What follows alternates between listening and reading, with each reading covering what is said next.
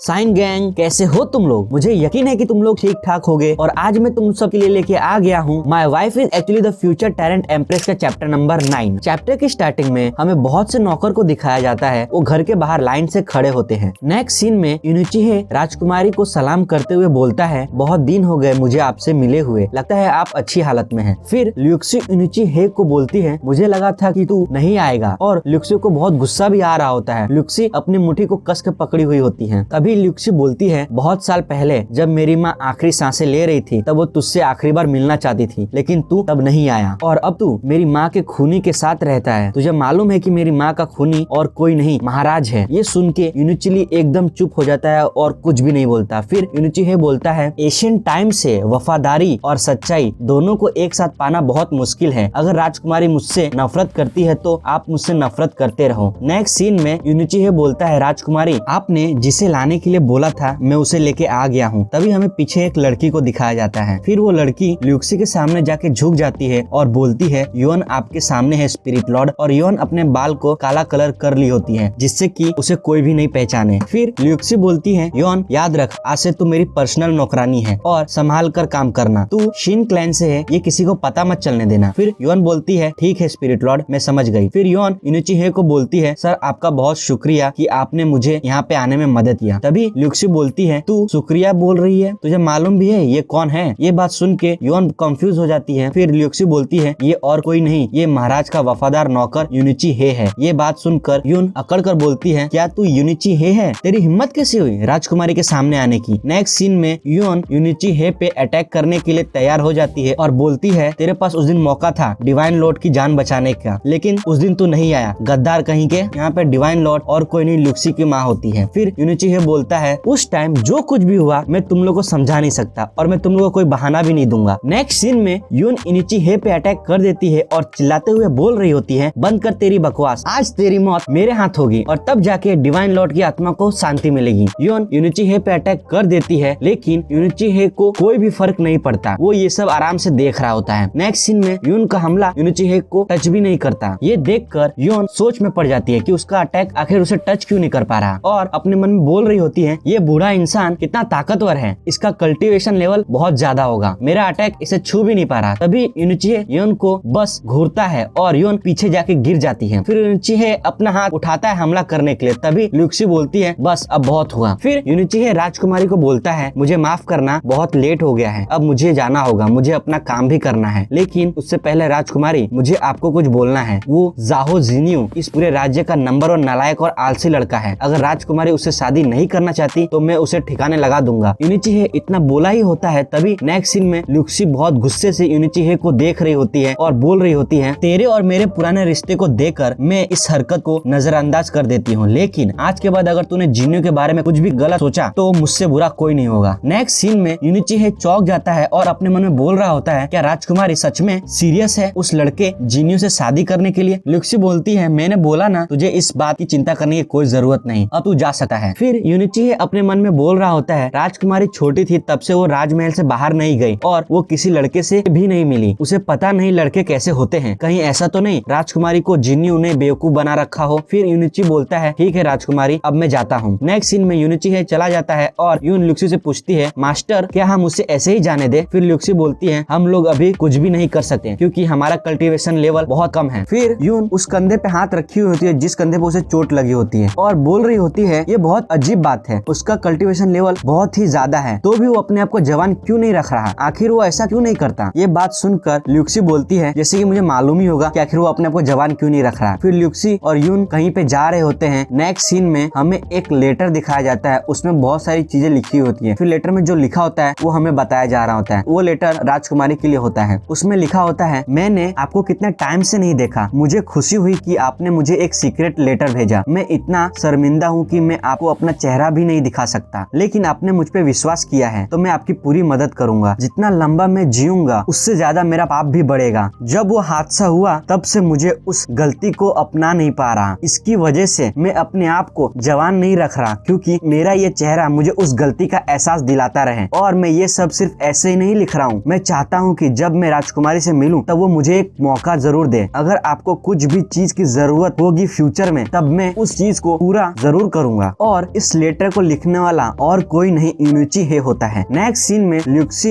योन को उसका कमरा दिखा रही होती है और बोलती है तू इस कमरे में रहेगी और आज से तू मेरे सारे जरूरत के चीज का ध्यान रखेगी और अगर आसपास कोई नहीं होगा तो तू मुझसे एक दोस्त की तरह बात कर सकती है। यून बहुत खुश हो जाती है और बोलती है ये कमरा कितना पास में है स्पिरिट लॉर्ड, मैंने सोचा कि मैं मास्टर के बेडरूम में हूँ। तभी यून सीरियस होके बोल रही होती है मास्टर आपने जो मुझे काम दिया था वो काम अच्छे से आगे बढ़ रहा है, लेकिन मुझे कल रात को खबर मिली कि वांग क्लैन का दूसरा लड़का पागल हो गया है। ल्यूक्सी बोलती है क्या कहा, पागल हो गया? तभी यून बोलती है हाँ ऐसा लगता है उसको किसी ने जहर दे दिया था। ये सुनकर ल्यूक्सी सोच में पड़ जाती है और अपने मन में बोलती है मुझे मौका नहीं मिला था उसे जहर देने के लिए और मैं हर वक्त चौकन्ना भी रहती थी, लेकिन जो भी हो ये मामला तो अपने आप ही निपट गया। नेक्स्ट सीन में योन की आंखें चमक रही होती हैं और वो मुस्कुराते हुए बोलती है जब मैं यहाँ पर आ रही थी तब मैंने मास्टर के मंगेतर को देखा, वो बहुत ही सुंदर है। मास्टर आप बहुत लकी हो। नेक्स्ट सीन में ल्यूक्सी बोलती है ठीक है ये बात करने की कोई जरूरत भी नहीं थी और वैसे भी शादी करना बहुत मुश्किल का काम होता है। तभी योन बोलती है लेकिन एक बात मुझे समझ नहीं आ रहा। नेक्स्ट सीन में योन बोलती है मास्टर आपका मंगेतर तो बहुत ही सुंदर है, तो क्यों आपने उसे शादी से पहले किसी और लड़की के साथ रहने दे रही हो? ये सुनकर ल्यूक्सी को शौक लगता है और बोलती है तू क्या बोल रही है, ये बात तो मुझे पता ही नहीं है। फिर योन बोलती है मेरे साथ और भी लड़कियां थी, मुझे यहाँ पर मास्टर के लिए भेजा गया और बाकी लड़की को शादी से पहले ट्रायल करने के लिए लाया गया है और ट्रायल तो वही होता है जो मैं सोच रही हूँ। नेक्स्ट सीन में हमें जिन्नी को दिखाया जाता है, उसके दोनों हाथों में दो लड़कियां होती है और वो एंजॉय कर रहा होता है। ट्रायल का मतलब यही होता है जो तुम लोग समझ रहे हो, स्क्रीन में दिख रहा है ना तुम लोगों को फोटो, हाँ यही है। जब ये बात ल्यूक्सी को पता चलती है तभी वो एकदम पत्थर की मूर्ति बन जाती है, उसके मुंह से एक आवाज तक नहीं निकलती और बहुत ज्यादा शौक में चली जाती है। ये सुनने के बाद अब ल्यूक्सी क्या करती है वो हमें अगले चैप्टर में पता चलेगा। अब तुम लोग वीडियो यहाँ तक देख चुके हो तो वीडियो को लाइक कर दो और चैनल को सब्सक्राइब कर दो।